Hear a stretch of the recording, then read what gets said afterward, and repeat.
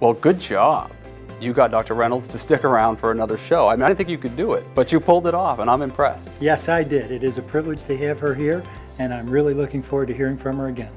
Well, hopefully she'll help us solve all Maine's problems in, 20, 30 minutes, and we'll be on our way to the races. I'm Joel. I'm Joe. Welcome to Strategic Maine.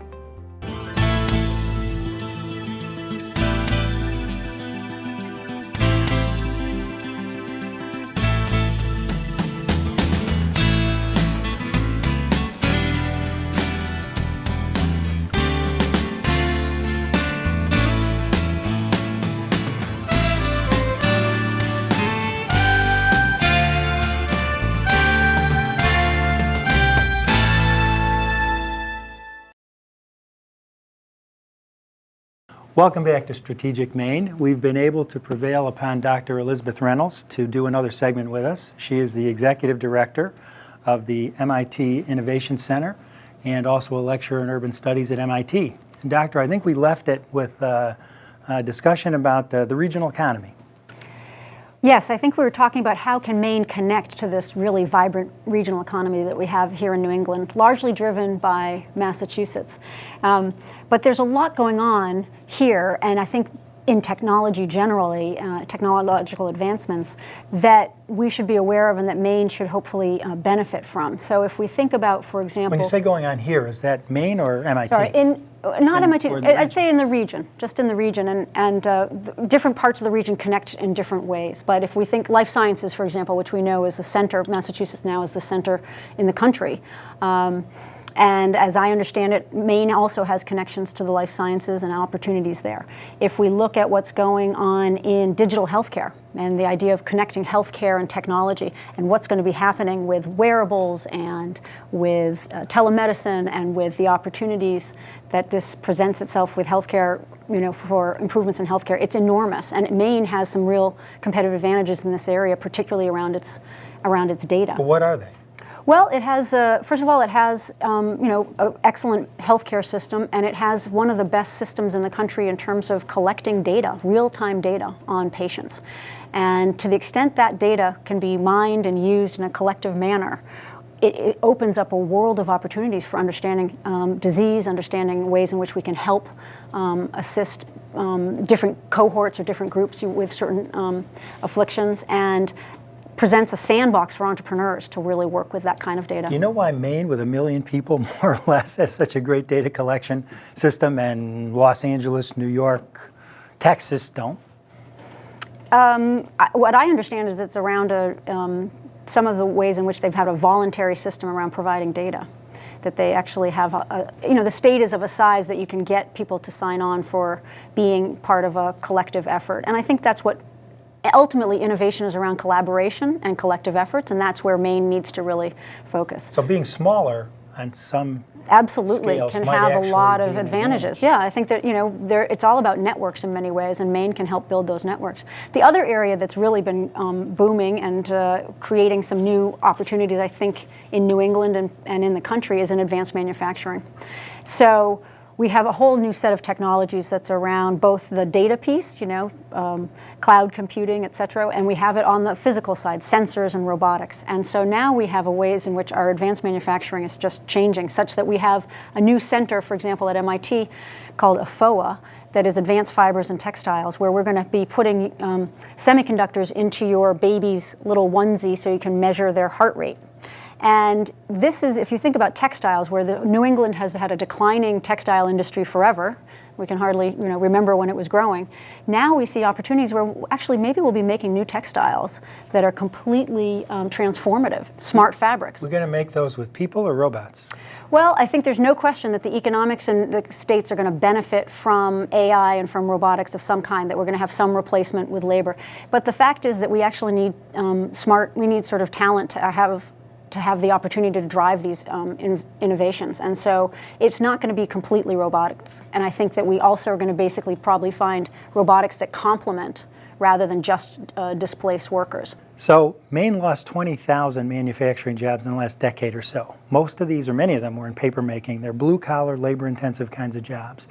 In the textile development and manufacturing that you're talking about, will they be blue-collar, high school graduate kinds of jobs, or will people need more and different kinds of training to fit into these manufacturing operations?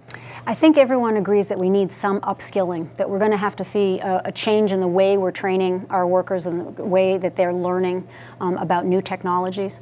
And that could be both online as well as in-person training, sort of a blended model, a hybrid model.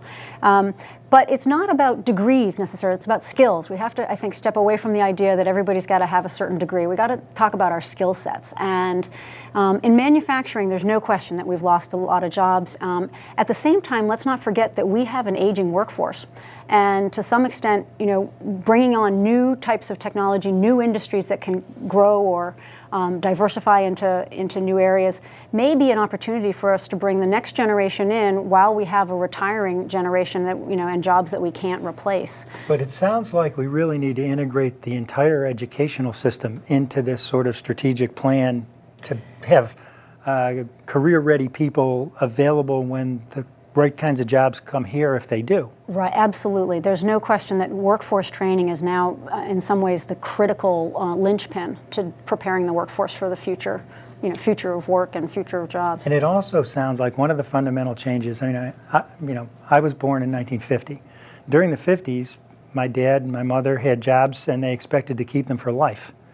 This sort of sounds like there's going to be a real demand for lifetime educational changes as the economy and jobs change over the course of 40 or 50 years. Everyone talks about lifetime learning.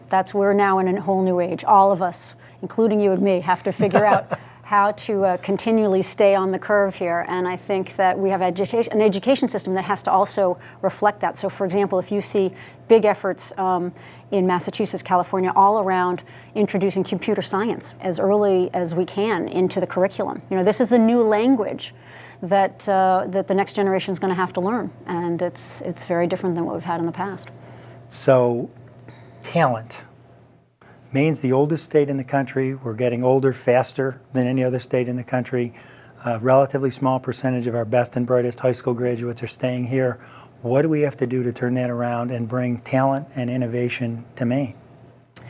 Well, I think there are people who've been studying this for a long time, and there have been a number of ideas I know that have been discussed in Maine.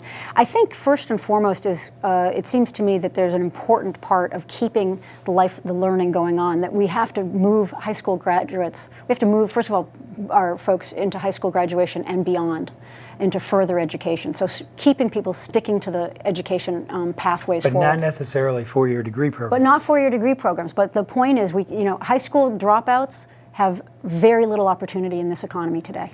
And a high school graduate has very little opportunity in this economy today. But Maine's major construction companies are also now schools.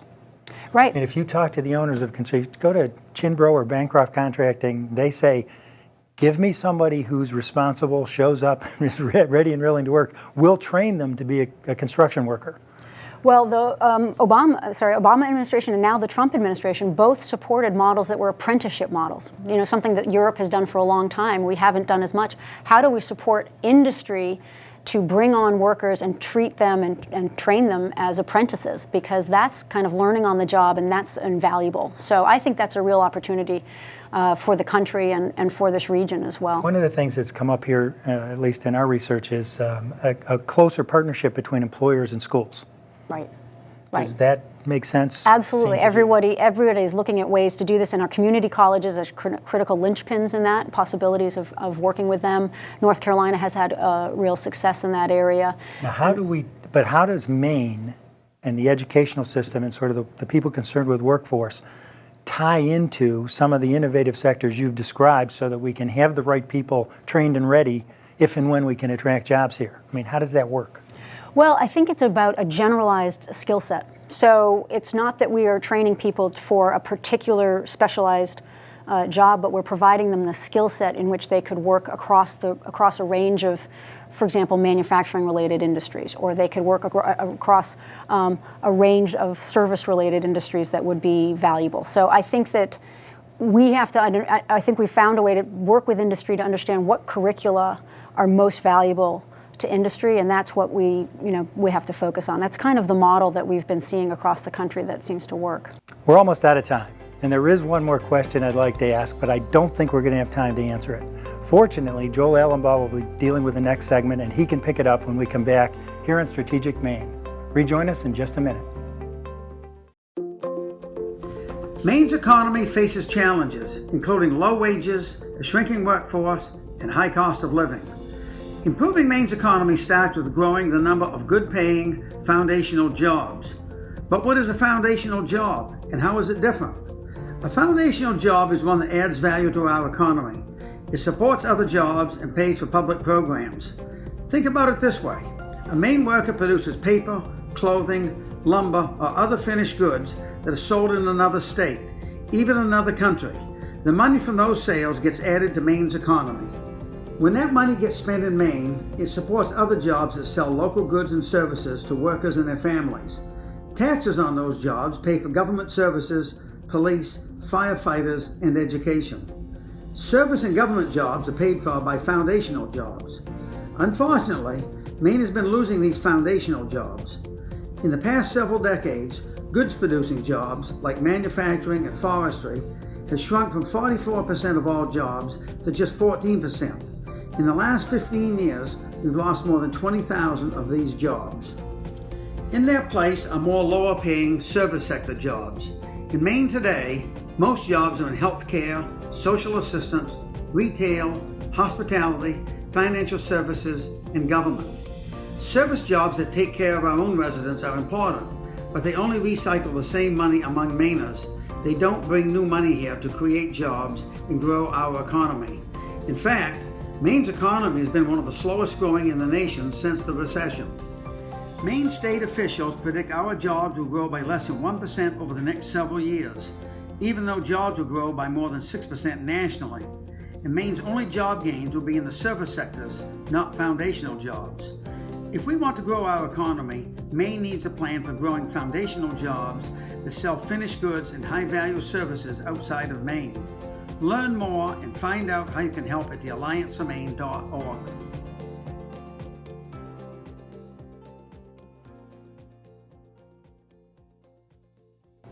Welcome back to Strategic Maine. So thank you again for staying with us. We really appreciate it. My pleasure.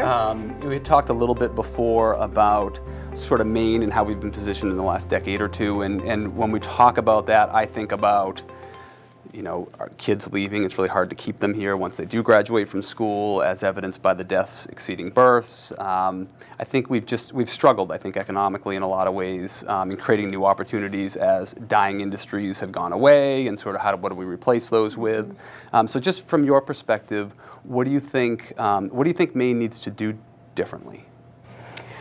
Well, that's a really important question, and what I would say first and foremost is that whatever it does, that we need a shock to the system. We need to change things dramatically because we need a sense of urgency for the state of Maine, because the rate of change now is just accelerating, and so those who are on the bus get farther forward, and those who aren't get further behind. And so I think we understand that that's an important piece. I think there are three parts to this that I think we could discuss. One is the economy and building on competitive advantage and traded clusters, if you will, sort of what are the opportunities for Maine in terms of its economy for building businesses and industries that are trading beyond the borders of Maine. And so we've heard people talk about the opportunities in aquaculture, life sciences, agriculture, even in those declining and legacy industries.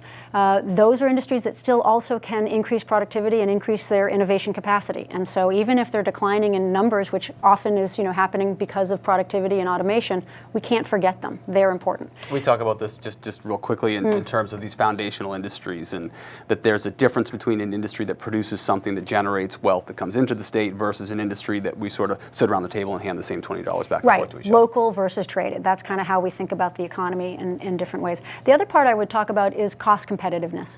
So whatever Maine does, it has to think in terms of where it's situated in the region.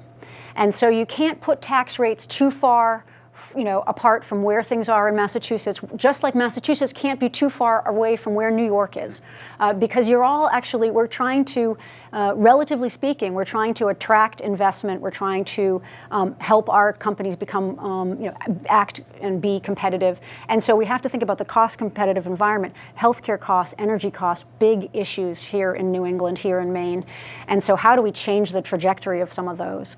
And then the third part that you mentioned before is the attracting and retaining talent. And that is kind of the future, right? Without the people, without the talent, how do we actually grow the economy? And so how do we create opportunity? How does the next generation see opportunity? Or how do those outside of the state see what a great place Maine is to live and start a company or grow a company? And how do you bring those folks into the state?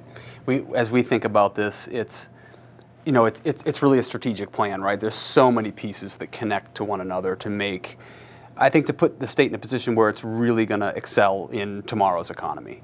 Having spent time at the legislature, my perception of that is that long-term strategic thinking it doesn't always happen there, and I'm probably being generous by saying doesn't always happen there, and that's not to criticize our elected officials. The structure and the process isn't conducive to that, right? They're going to be needing to prepare for the next election, and sort of long-term thinking just isn't. It just doesn't exist in legislatures, and in fact, recently have spent some time in D.C. It's no different in D.C. than it is here in our local legislatures here. Can you speak to that? I mean, because you have to connect those things. Right. What are some strategies to do that? Right. How do we think about the political economy as a whole? These are not disconnected pieces. Right. And, I think one thing that people always turn to understand how we think long-term are our institutions, broadly speaking. So how do we get our institutions, universities, can think long-term? Our businesses can often think long-term. Many of our nonprofits, many of our other institutions can think long-term. So we're trying to get everybody on a long-term, model.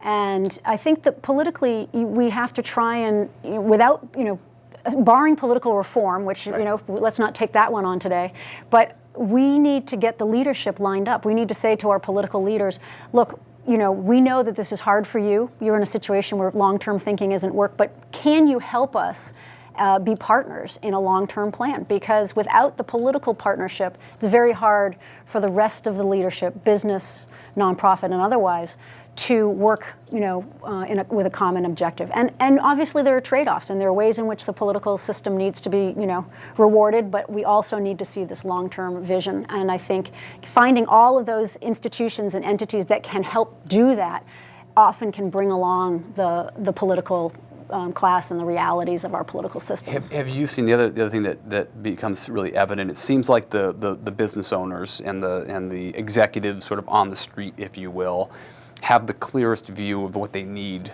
to grow their businesses and hire more people and take on new projects. And they're also the ones who are busy working every day. So I don't often see them at the legislature. Right. For them to take the time. Have you seen examples where other states are doing a better job of connecting those business leaders with the political infrastructures in the states? So what I've seen is that many states or many areas, regions have created a sort of a nonprofit that takes on that strategic effort. So maybe it's the plan itself, or maybe it's an effort that has business leaders and politicians and our universities around a table developing a common agenda that is taken forward by some third party. But you're right, it can't be anybody's full-time day job if you're actually running a business, right? It's very challenging, and I don't know that there's, I guess my takeaway is that there's no quick and easy answer, that this is going to it's going to take multi-levels. It's going to take leadership, it's going to take a strategic plan, it's going to take organizing, whether it's the business leaders, the institutions, the nonprofits, the political structure, around a common goal, which sounds, when I say it out loud, way too altruistic and difficult to make a reality. Well, I don't know about altruism. I think there's a real harsh reality here as well. I mean, this is about the future of Maine. This is about the future of our kids here, and so there's a certain, a sense of urgency. The other thing I would say that I think can help in these situations is set the long-term goal, but let's have some wins. Let's have some opportunities where we can move on something that's specific, a specific project, a specific opportunity, whether it's in a particular industry cluster, whether it's with a number of companies that have an idea and we can support them. But let's see if we can develop steps along the way that show a path and show some progress. And we're probably getting close to our time, but one thing I wanted to ask was, you talked about sort of the regional economy, and I've always thought that was such a huge opportunity for us, and we're never going to be Boston. Right. And quite frankly, one of the things that will help us attract talent is sort of as you drive across the border and sort of the way life should be, and right. As an outdoors person, there's a lot we don't want to give up there that I think it's a great place to live right. here in the state of Maine. So we want to strike that balance, but it's more than the regional economy as well. We're operating in a global economy, Exactly. and how do you keep the right focus on that as well?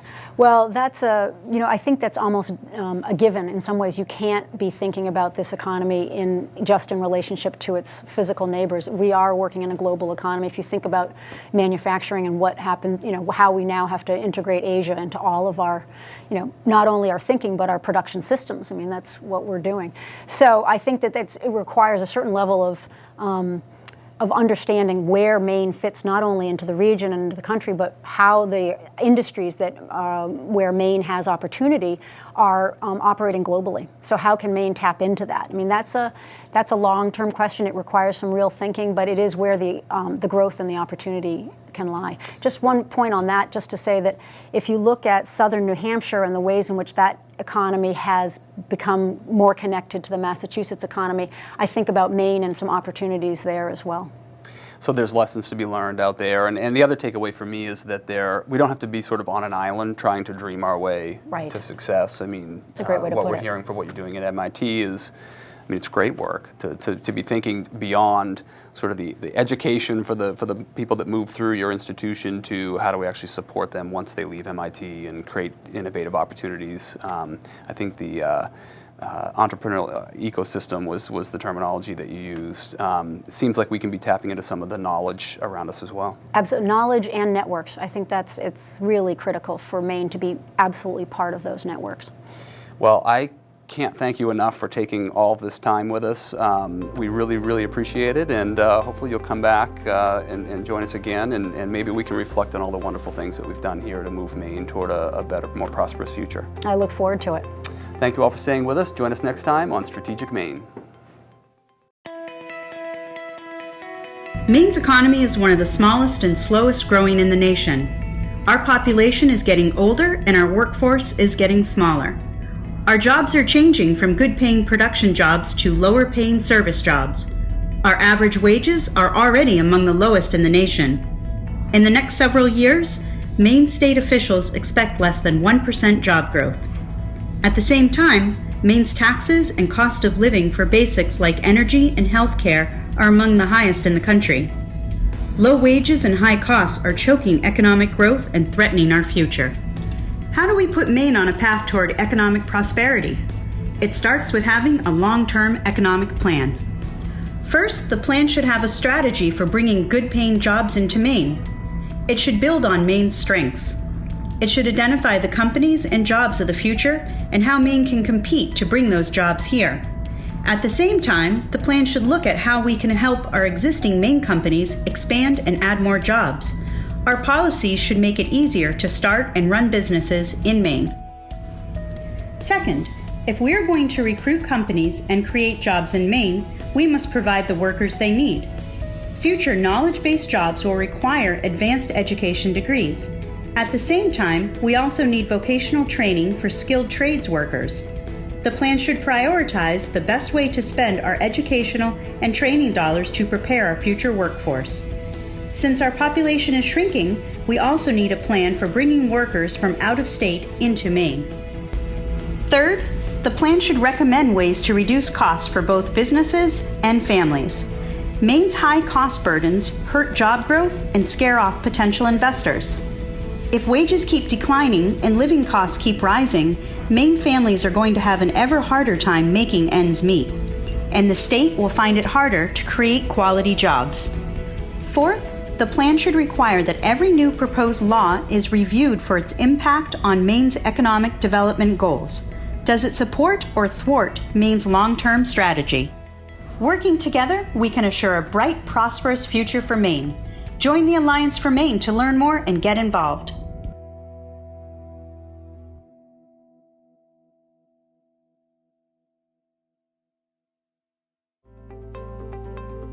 Welcome back to Strategic Maine. What'd you think? Wow. That lady is incredibly knowledgeable and extremely articulate. She obviously has a great depth of knowledge about innovation in the regional economy. I mean, I take away from that, she said repeatedly, there's a sense of urgency. Right. Maine's fallen behind. We need to catch up. The economies of other regions are accelerating ahead of us. We need a strategic plan and we need to work together. That's probably the toughest part right there. We need to work together. I mean, she talked about, the political side, you've got the business community, you've got, maybe this general distinction that people have, at least in their minds, between the business leadership and the people who are sort of on the job, doing a lot of the work, and, the rising tide raises all ships. Right. And, I mean, everyone's got to get on the same page. Well, I mean, the Maine economy is an integrated whole. And I mean, she also talked about the need for integrating education, capital, the workforce, lifetime learning. I mean, this is a very large-scale, complicated, long-term program that affects everybody in Maine. There is no one path. There is no one group that has the right answer. But I think we have to look beyond the pettiness and the relatively smaller issues that we've been haggling over for the last 10 or 20 years and think about how we pull ourselves together to develop a strategic plan that helps everybody. And I think from our perspective, sitting here in the state of Maine, I think we need to keep reminding ourselves we're not on an island. We've got Boston, one of the innovation centers of the world. An hour from Kittery, an hour away. It's right there. And we've got folks like Dr. Reynolds, MIT, doing a lot of this thinking on our behalf that literally we can just benefit from. Well, we're never going to be Boston. We don't have to be. We just need to get engaged sufficiently to get a piece of that activity here in Maine. But we're not even thinking about it. I mean, a lot of the things we're doing are counterproductive to that end. But it starts with a strategy. What do we have to do to make the connection, get involved, and bring some of that work to Maine for everybody's prosperity? Sounds like we may have to do another show. At least one. Please tune in next time for another edition of Strategic Maine.